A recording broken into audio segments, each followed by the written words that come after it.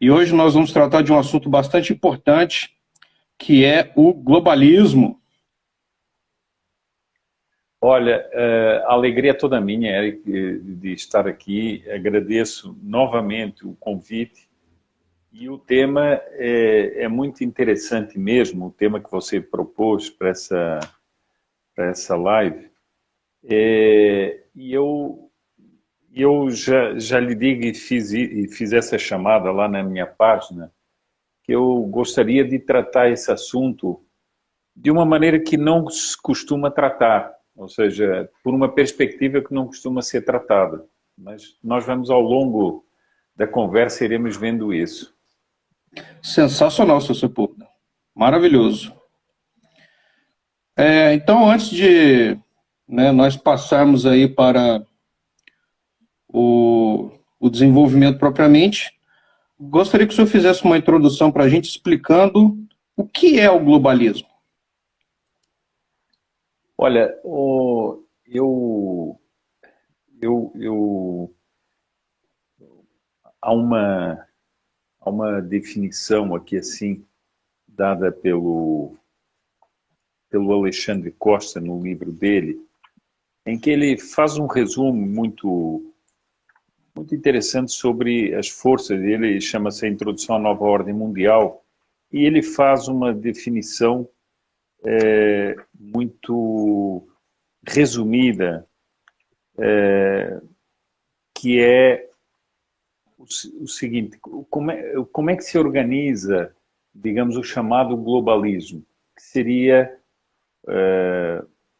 toda uma grandes banqueiros, corporações, fundações bilionárias, organizações políticas como a ONU, a Comissão Trilateral, Diálogo Interamericano, Clube de Bilderberg, etc. E ele diz o seguinte: todos esses grupos trabalham por uma imposição de uma ordem global, por isso chamaria globalismo.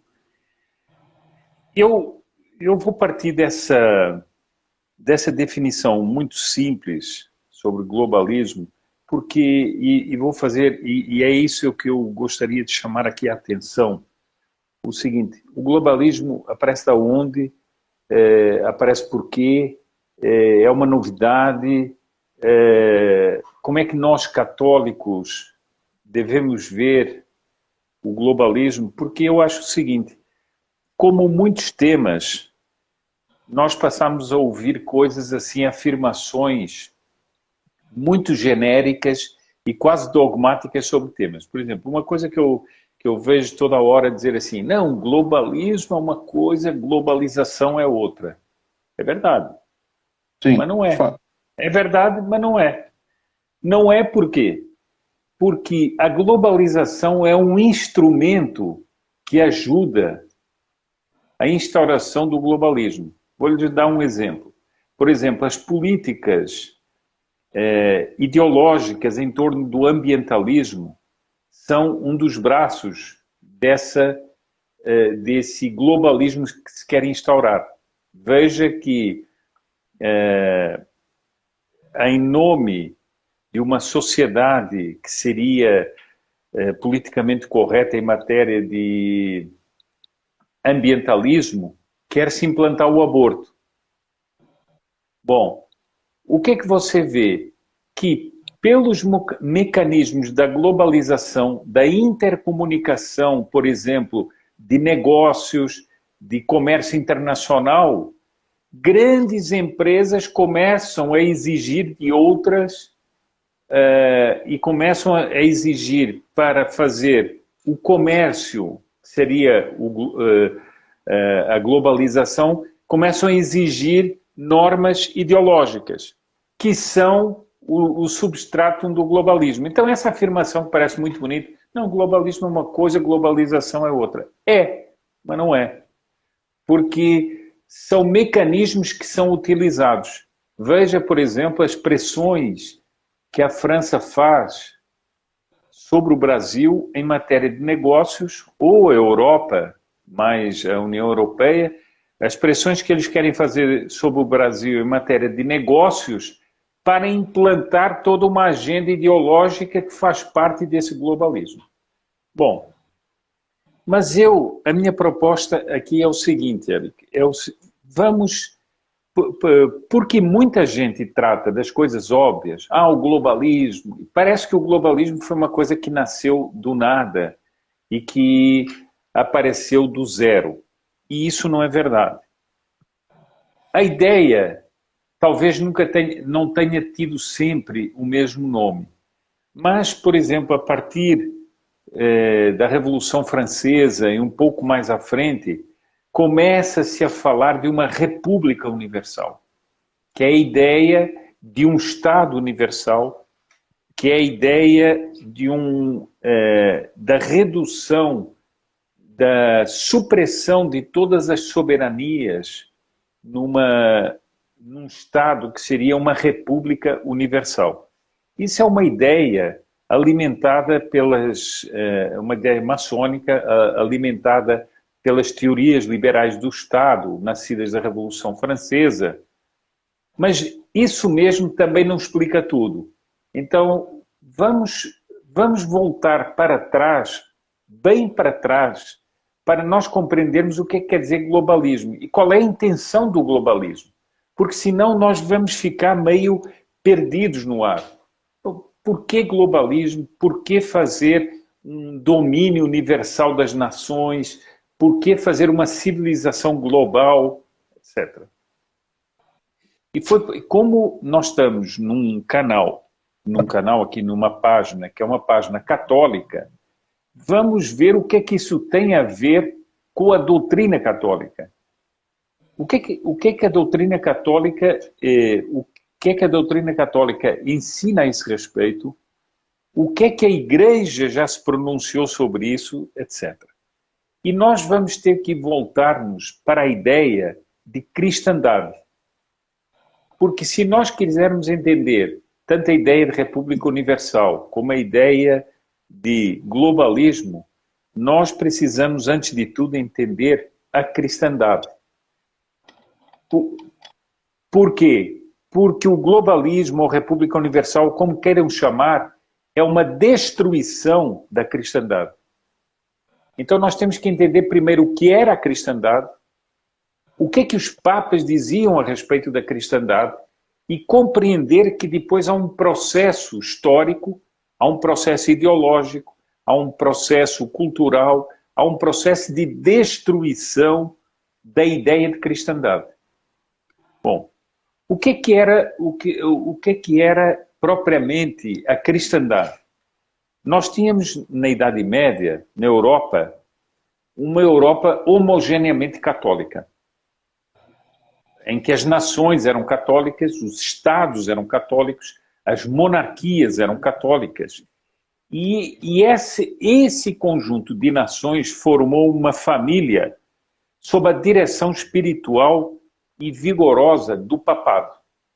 Ou seja, o papado era o inspirador dessas nações. Por quê? Porque do papado partiam as doutrinas, inclusive as doutrinas políticas da organização dos Estados.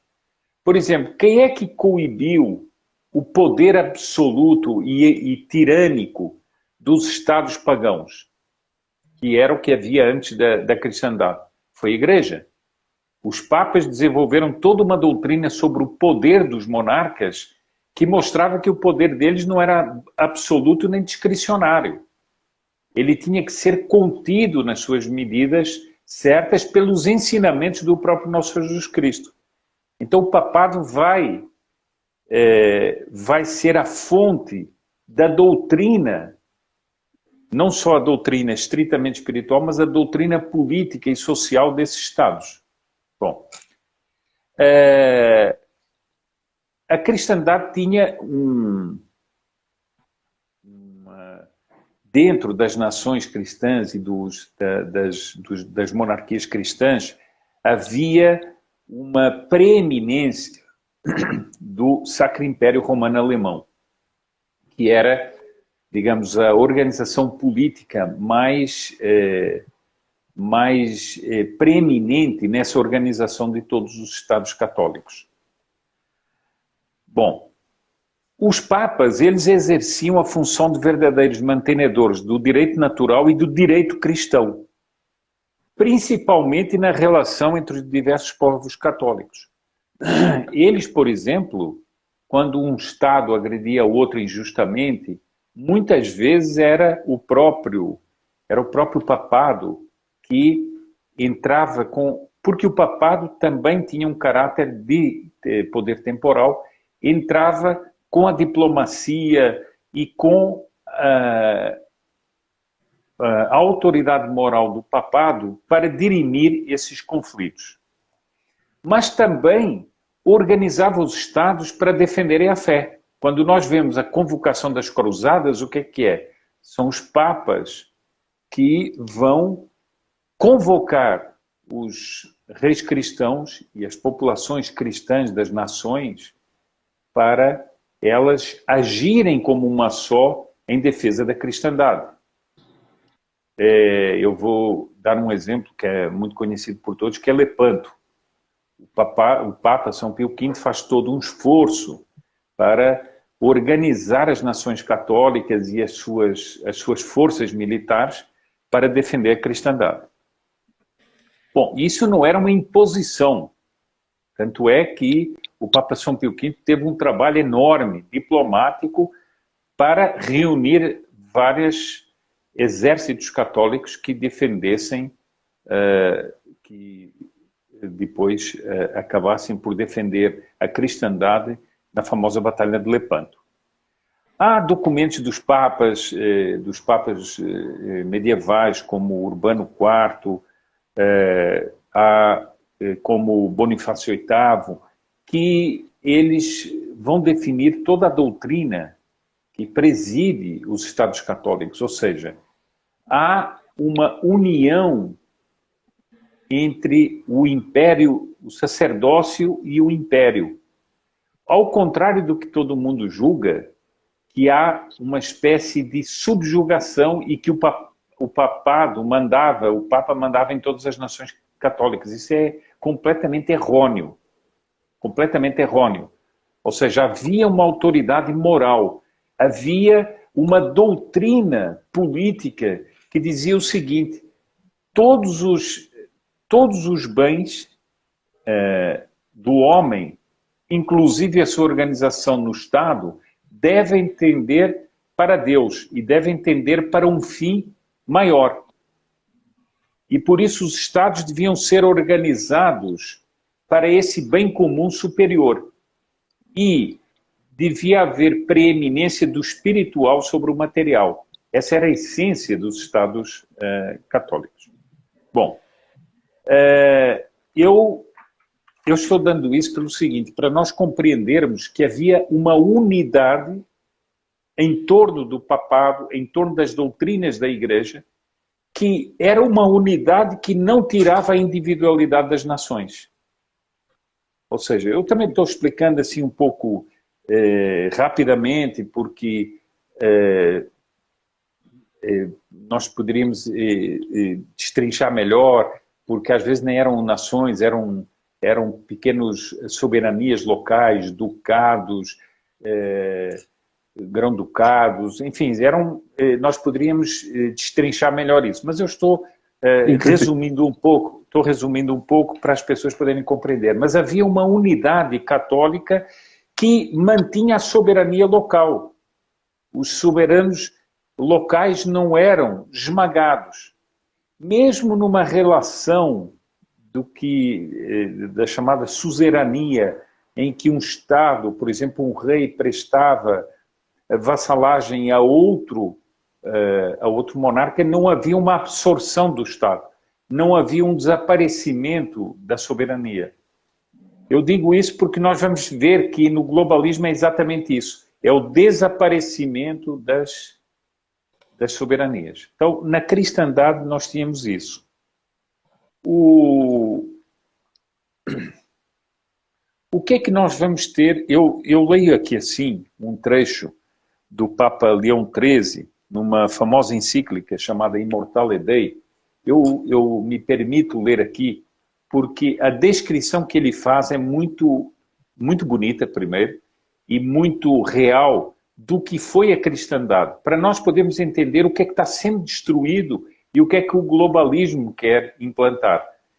Porque, senão, nós ficamos assim, eu tenho a impressão que muitas vezes nós, e sobretudo os católicos, começamos a falar de assuntos e não procuramos a raiz dos assuntos. Então ficamos falando, o globalismo, etc. Houve pessoas que me perguntaram, mas tem algum documento da Igreja contra o globalismo? Mas, meu caro, não é que tem um documento, é que a estrutura do ensinamento da Igreja é exatamente o contrário do que é o globalismo. Se bem que eu vou falar aqui de uma alocução famosa do Papa Pio XII, em 1953, em que ele trata desse assunto. Bom, mas então, o que é que Leão XIII diz?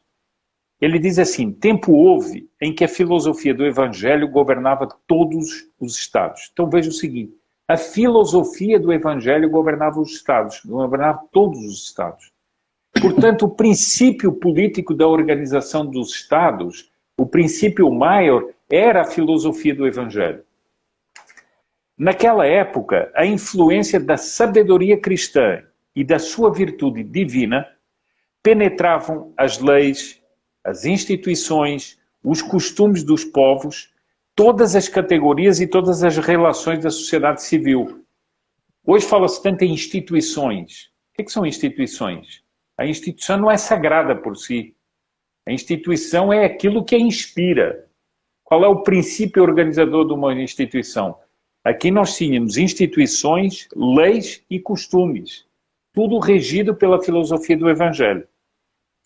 A religião instituída por Jesus Cristo, solidamente estabelecida na posição que lhe era devida, florescia então por toda a parte, graças ao favor dos príncipes e à proteção legítima dos magistrados. Então você veja que nós tínhamos, portanto, uma organização política, social, jurídica, etc., toda impregnada pelo ensinamento do Evangelho. O sacerdócio e o império estavam ligados entre si por uma feliz concórdia e uma amistosa reciprocidade de bons ofícios. Ou seja, não havia um domínio de um sobre o outro. Deste modo organizado, a sociedade civil produziu frutos superiores a toda a expectativa, cuja memória consignada em inúmeros monumentos subsiste e subsistirá sempre, de tal modo que nenhum artifício dos adversários logrará corrompê-la ou obnubilá-la.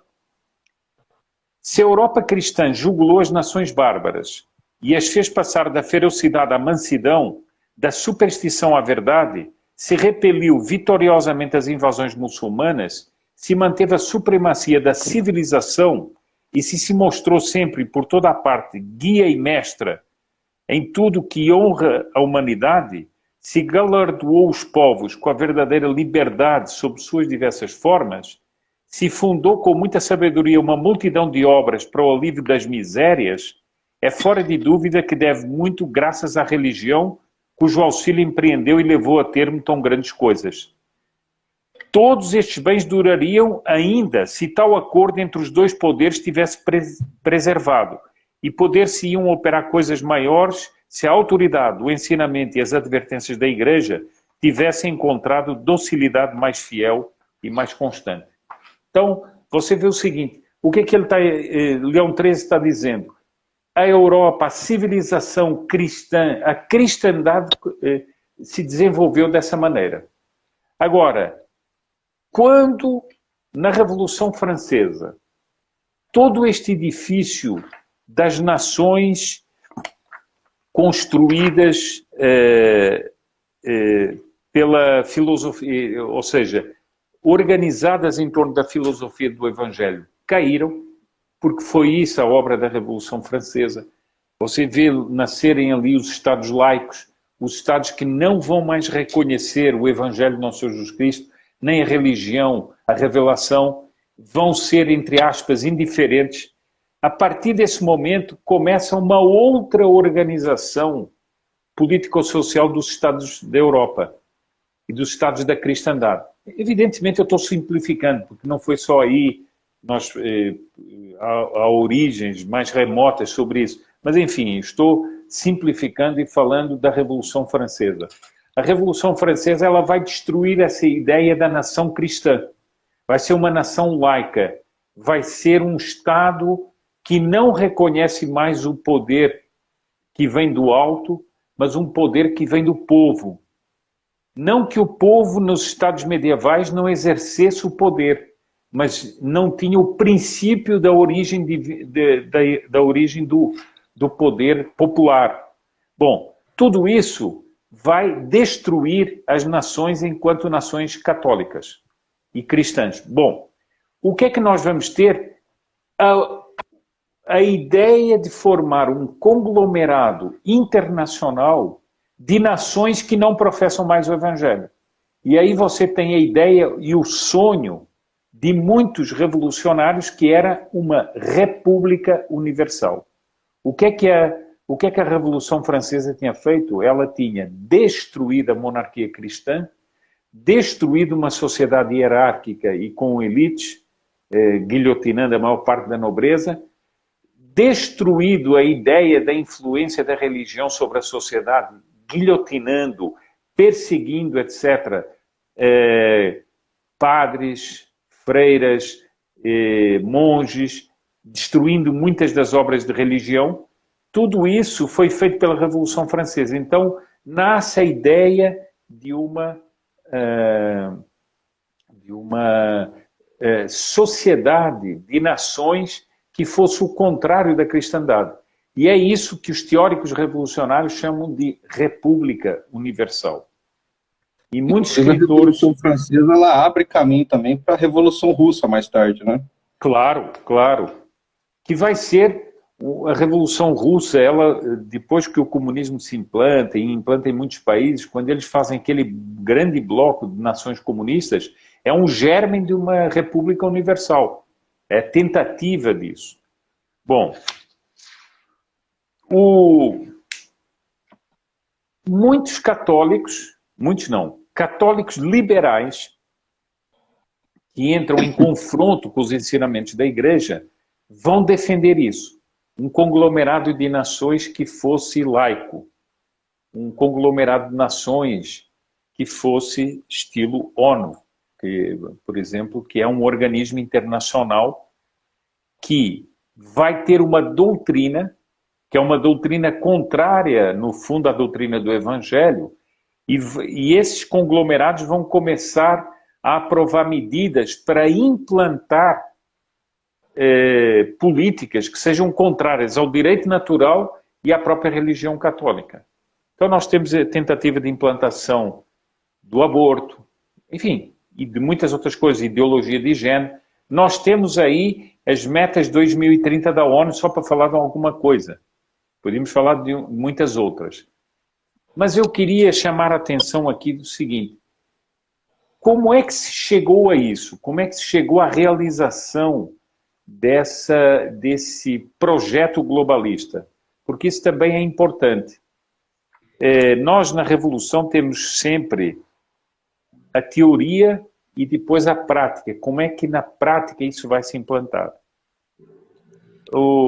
Eu já vou depois advertir aqui o seguinte, que Pio XII, em 1953, ele faz uma locução aos juristas católicos, à União dos Juristas Católicos Italianos, mostrando que a Igreja não poderia aceitar uma ideia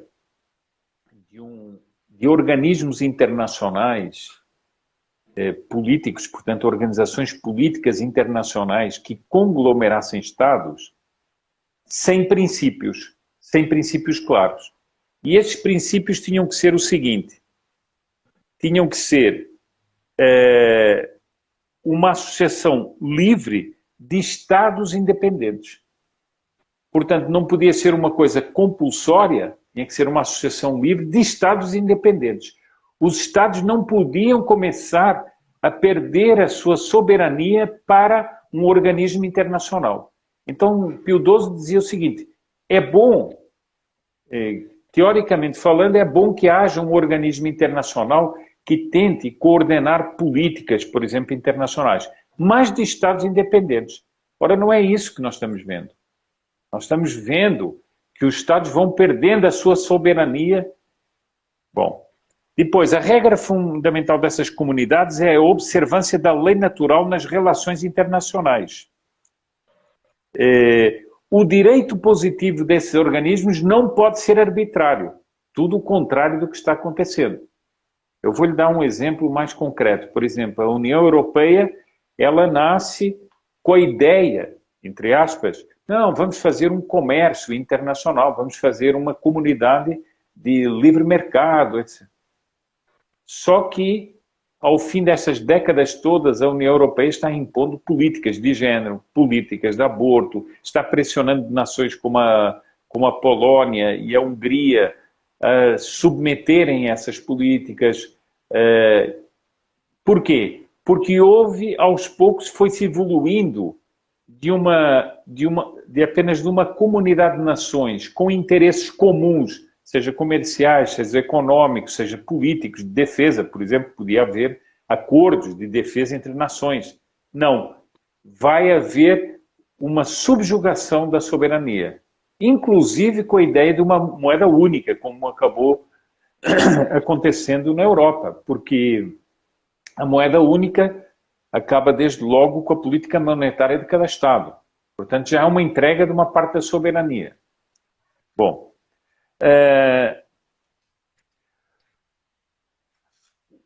o Pio XII diz o seguinte, as disposições comuns de um organismo internacional que congregasse várias nações jamais podem contrariar as leis da natureza e as leis do Criador. Jamais. Esta atribuição legislativa da Comunidade das Nações é incompatível com a concepção da soberania de Hegel e do positivismo jurídico absoluto. Então, e Pio XII diz que não pode haver uma dependência jurídica de um Estado em relação ao outro, e muito menos em relação a essa congregação de Estados. Bom, quando Pio XII fala disto, quando ele intervém nessa polêmica, nós estamos em 1953, quando ele intervém nessa polêmica, a Europa estava vivendo o quê? O mundo estava vivendo o quê? Tínhamos acabado de sair da Segunda Guerra Mundial. Tínhamos tido 2 guerras mundiais catastróficas. E com o pânico atômico, todo mundo dizia o seguinte, não, se houver um outro conflito, nós vamos ser destruídos, o mundo vai acabar. Então, a ideia que começa a ser aventada é um superestado que começa a tirar as soberanias das nações, porque é preciso salvar todo mundo. Veja como é um pretexto muito hábil. Começou a aparecer como evidente para muitas pessoas que se houvesse um novo conflito haveria a destruição da civilização. Então, muita gente começa a defender o seguinte, é preciso suprimir todos os governos, todas as fronteiras, todas as pátrias e estabelecer a República Universal. E a premissa é sempre o bem coletivo. O bem coletivo. E Pio XII vai interferir nessa polêmica e vai dizer que não. Vai dizer que, se é verdade que pode ser necessário um conglomerado de nações, elas jamais podem perder a sua soberania. Jamais pode haver uma imposição legislativa desse grupo sobre a unidade de cada nação. Bom, portanto, ele declara formalmente guerra à concepção da República Universal, que hoje nós chamaríamos globalismo, não é? Portanto, há muitas pessoas que dizem, a Igreja nunca condenou. Quem é que disse que nunca condenou? Quem é que disse? É só porque as pessoas não estudaram. Claro que condenou. Esse princípio, porque o que é que ele lembra aqui? A existência dos Estados soberanos é conforme ao direito natural. Lembra o Papa. Então, não é só que condenou nessa ou naquela ocasião, é que a doutrina da Igreja, a doutrina da Igreja é formal a respeito da soberania dos Estados. Há um ensinamento de que é, segundo o direito natural, haver Estados soberanos. Portanto, não pode haver a ideia de um globalismo, ou seja, as soberanias serem sumidas por organismos internacionais. Veja que os organismos internacionais podem ser oficiais ou não oficiais, podem ser ONGs, podem ser plataformas de internet, que vão tirando a soberania dos Estados. Por exemplo, uma plataforma que está alojada não sei em que país e que vem cortar a liberdade de expressão de um brasileiro, ele está tirando a soberania da nação. Perfeito. Há um efetivo mecanismo de tirar não apenas a liberdade de expressão, mas de tirar a soberania da própria nação. Bom, então eu quis fazer essa exposição, Eric, pelo seguinte, porque nós, muitas vezes, nós os católicos, não raciocinamos em função de todo esse quadro.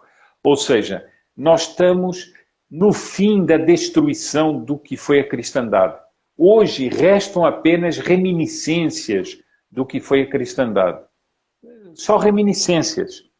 Mas, por exemplo, veja que a guerra aberta contra a Polónia e contra a Hungria ainda é um resto da cristandade que está sendo destruída ali.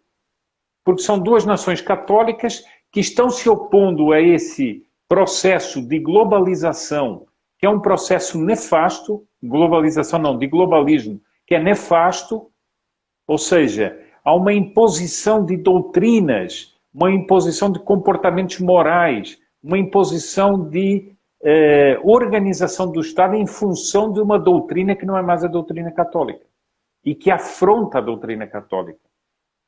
Bom, nós estamos vendo essa pressão ser exercida sobre duas nações que ainda são reminiscentes desse conjunto que era a cristandade. Não sei se isso está claro. Porque, senão, nós vamos ficar apenas em, digamos assim, nós vamos ver apenas uma parte do problema, que é o globalismo. Ah, o globalismo é o fulano que inventou, é o George Soros, é o não sei quem. Mas esses são apenas, isso aí digamos assim, quase secundário. Esses são apenas os agentes. É uma fundação, é a fundação disto, daquilo outro, tá, em imensas fundações, são ONGs, são organismos internacionais ligados à ONU. Tudo isso é uma espécie de... são tentáculos que vão sendo criados, mas esses são apenas os agentes. Nós precisamos entender de onde é que veio isso. Isso veio da quebra da cristandade, da quebra da ideia da cristandade, e de ir se erguendo a ideia de uma república universal, que depois hoje passou a chamar-se globalismo. E que tem vários agentes. Entende? Não sei se essa introdução, eu sei que talvez tenha sido um pouco longa demais, mas eu acho que ela ajuda. Eu queria trazer uma contribuição que não fosse apenas uma repetição das coisas que todo mundo diz. Perfeito, perfeito, seu Sepúlveda. Em relação ao que o senhor falou, essa questão da cristandade, hoje a gente observa no Brasil uma retomada da cristandade por meio dos institutos católicos, como o Centro Dom Bosco, né, todos aqueles ligados à Liga Cristo Rei.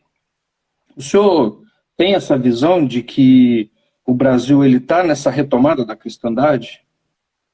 Olha, vamos assim precisar bem os termos, Eric. A ideia de cristandade é uma ideia de nações católicas conjugadas umas com as outras. Essa é a ideia primordial de cristandade. O que eu acho que existe no Brasil, e é algo de muito salutar, e contra o qual nós estamos vendo uma perseguição se deslanchar, são duas coisas que eu distinguiria. Primeiro, esses institutos, como o Instituto Santa Zélia e São Luís Martin. Bom, você falou do Centro Dom Bosco. Esses grupos todos pelo Brasil, o que é que eles estão demonstrando? Que a graça divina, nós temos que falar muito disso, ou seja, do lado sobrenatural. A graça divina está inspirando jovens por todos os lugares que estão dispostos a enfrentar essa ofensiva revolucionária de destruição das nações. Nós temos uma obra de destruição interna e externa, conjugada. O que nos está sendo roubado, Eric, é propriamente a soberania nesse sentido, uma soberania mais profunda, que é a identidade cristã do Brasil, por exemplo. Então, muitos jovens estão aparecendo pelo Brasil, esses grupos, eles estão levantando-se, afirmando o seguinte: nós acreditamos no Brasil cristão. Nós queremos um Brasil cristão. Cristão e por isso soberano. Justo. Não é? Cristão e por isso soberano. Nós queremos ser fiéis às nossas tradições cristãs e às nossas tradições também, em consequência disso, soberanas. Ou seja, o Brasil tem que manter a sua individualidade. Não pode ser comandado por ONGs. Não pode sofrer ameaças de ditaduras como a ditadura comunista chinesa. Não pode estar à mercê de organismos como a ONU. Não pode estar à mercê de governos que querem fazer imposições legais aqui. Nós não queremos isso. Então é uma luta completa. É uma luta espiritual, temporal, conjunta. Ou seja, no fundamento da espiritualidade, da oração, da penitência, do esforço da luta, por um aperfeiçoamento pessoal, mas que tem esse reflexo da luta, que é uma luta no lado maior, política também, legal, etc. Por que nós vemos, por exemplo, a ditadura que está sendo imposta pelo judiciário? Porque há uma corrupção das doutrinas jurídicas, que se afastaram da filosofia do Evangelho. E são doutrinas perversas que estão lançando a perversidade nos Estados. E no Estado brasileiro em concreto. Não é apenas uma questão de fulano ou cicrano. É uma questão de doutrinas jurídicas que se afastaram. Bom, veja, por exemplo, que nós temos um ministro do Supremo como o Luiz Fux, que diz que a meta dele é implantar a agenda da ONU. Mas quem é que lhe deu esse poder? Mas, portanto, há um desígnio ideológico de implantar uma agenda que é externa ao país e que viola a sua soberania. Entende? Não sei se isso fica claro. Bom, então a reação a isso é uma coisa excelente. É uma reação que tem núcleos de pessoas que estão inspiradas pelos ensinamentos da Igreja, lutando contra isso. Esse é o primeiro aspecto. O segundo aspecto é um aspecto mais geral, que eu chamaria de mais amplo, e que não é dos grupos estruturados, mas é de um sentimento da população. Um sentimento que vai ressurgindo e vai saindo do letargo, vai despertando do letargo. Ou seja, era algo que estava adormecido, mas que vai se reavivando outra vez, que é o sentimento de pertencença a uma nação. Nós somos brasileiros, a nossa bandeira jamais será vermelha. Isso é um sentimento de pertencença a um conjunto. E esse sentimento também implica, nós somos cristãos.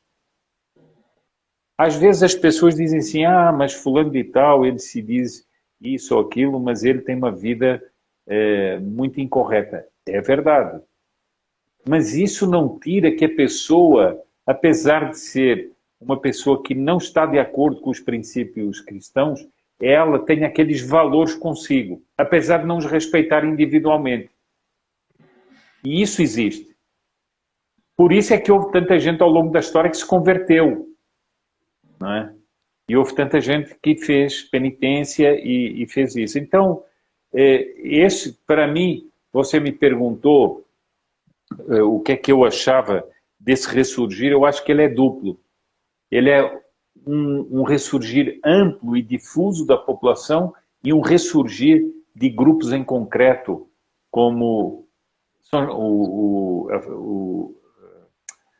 Dom Bosco, do Rio, e outros tantos como aqui o Centro Cultural São Luís, Santa Zélia e São Luís Martã. Perfeito. Senhor Sepúlveda, o senhor comentou aí sobre a questão da ditadura comunista chinesa, e uma dúvida assim, que eu tenho é qual é a relação dos globalistas com os comunistas? Porque a gente percebe que as agendas elas são muito parecidas, né? As ideologias que eles tentam inserir são as mesmas, como ideologia de gênero, desarmamento, essa questão ecológica, etc. Olha, eu vou lhe dizer o seguinte, uma das ideias mais, eu diria, bom, não sei se a palavra perversa é ideal, mas uma das ideias mais tortas que entrou no mundo conservador e no mundo católico foi o seguinte, que há uma separação entre globalistas, comunismo chinês, comunismo russo, islâmicos, etc. Essas divisões existem, mas elas são, eu sempre digo a mesma coisa, são como os tentáculos de um polvo. Você vai dizer o seguinte, o tentáculo 1 é igual ao tentáculo 2? Não, não é. Um é o 1, outro é o 2, outro é o 3, etc. Mas eles são do mesmo polvo ou não são? São. Portanto, você não pode dizer que há só um tentáculo, mas também não pode dizer que os tentáculos são separados. Se você for estudar, quem levou a China à postura que ela tem hoje e ao poder que ela tem hoje? Os chamados globalistas. Foram eles, os capitalistas. O capitalismo financeiro, etc., que levou a China a essa posição. Quem foi que favoreceu, por exemplo, os islâmicos? Foram também, muitas vezes, os globalistas. Então, eles são tentáculos de uma mesma ofensiva. O povo é o mesmo. E o povo se chama uma revolução universal, que é una. Em processos políticos diferentes, mas ela é una. Então, o que é que nós temos? Nós temos que a fórmula chinesa é uma fórmula de um comunismo tecnocrático, tecnológico e, ao mesmo tempo, super controlador e igualitário. E é um comunismo que tenta, com todo o mundo, digamos assim, com todo o desenvolvimento tecnológico, fazer o controle das pessoas, das sociedades. Numa destruição do catolicismo total, uma perseguição ao catolicismo e também no cerceamento de todas as liberdades que a Igreja sempre alimentou nos povos. É isso. Bom, mas você vai ver, os globalistas querem a mesma coisa, né? Como você disse. Então há uma colaboração íntima, apesar de vez em quando haver roces, ataques, que são circunstanciais e não tiram a essência dessa ideia que é uma revolução universal, uma revolução igualitária, uma destruição de todas as soberanias, das individualidades dos povos e da submissão a agendas pré-fabricadas. Você está vendo isso com a tentativa de imposição a propósito de uma praga que veio da China, você controlar o mundo inteiro com passaportes sanitários. Parecia um delírio, mas está se tornando uma realidade. E tende a ser cada vez pior. Uhum. Hoje, o motivo é a vacinação. Amanhã pode ser qualquer outro. Exatamente. Exatamente. Perfeito, Sr. Sepúlveda. Nós estamos nos aproximando aqui do tempo, né, estipulado pelo Sim. próprio Instagram. Sr. Sepúlveda, eu quero agradecer demais ao senhor essa aula que o senhor nos deu, essa aula magistral que o senhor nos deu essa noite. Quero agradecer demais ao senhor. E passo a palavra aí para o senhor, se o senhor quiser fazer um encerramento. Olha, eu vou fazer o seguinte, Eric, eu primeiro quero lhe agradecer o convite, né? E quero agradecer a todos aqueles que tiveram aqui paciência de estar aqui e ouvir essa live. Mas creio que essa live vai ficar gravada. Sim, justo.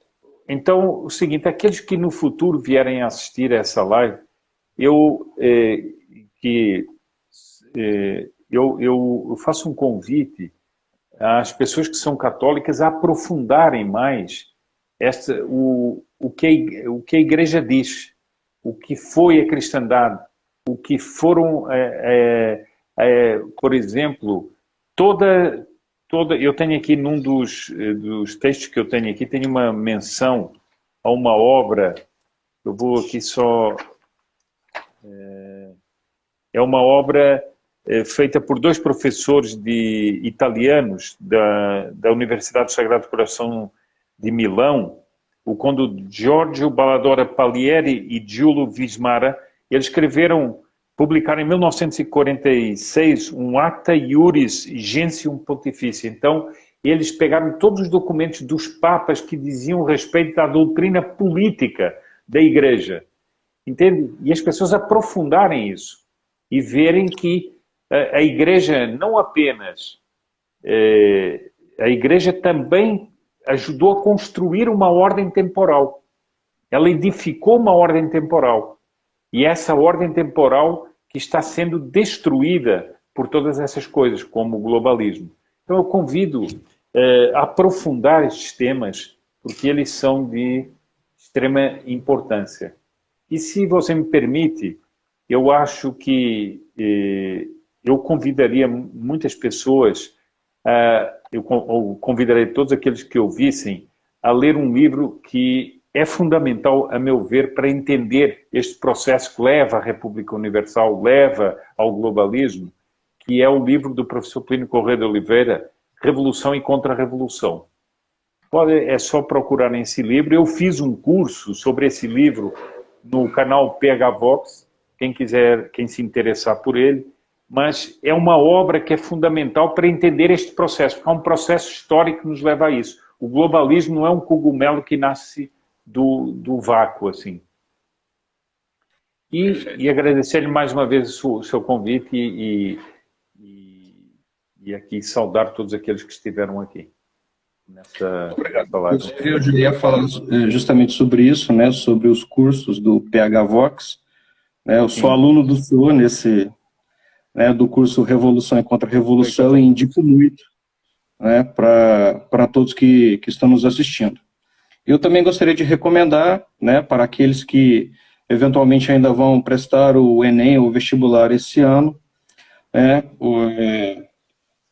nós temos aí do Instituto, eu e a Thaís, que fazemos parte do curso pré-universitário São José de Cupertino, que além das matérias curriculares, geografia, história, matemática, nós temos ainda a matéria de catequese, que é ministrada pelo Pedro Fonseca, presidente do Centro Dom Bosco, direção vocacional, e a matéria Venenos Ideológicos, do qual eu sou professor, que eu também abordo essa questão do pensamento revolucionário, passando pelo marxismo e todas essas outras ideologias nefastas aí que são expostas hoje em dia, principalmente pregadas dentro das universidades. Então, mais uma vez, eu gostaria de agradecer demais ao senhor pela participação, agradeço demais a todos que nos assistiram essa noite. Seu Sepúlveda, fique com Deus. Um forte abraço para o senhor, um forte abraço a todos que nos assistiram e boa noite.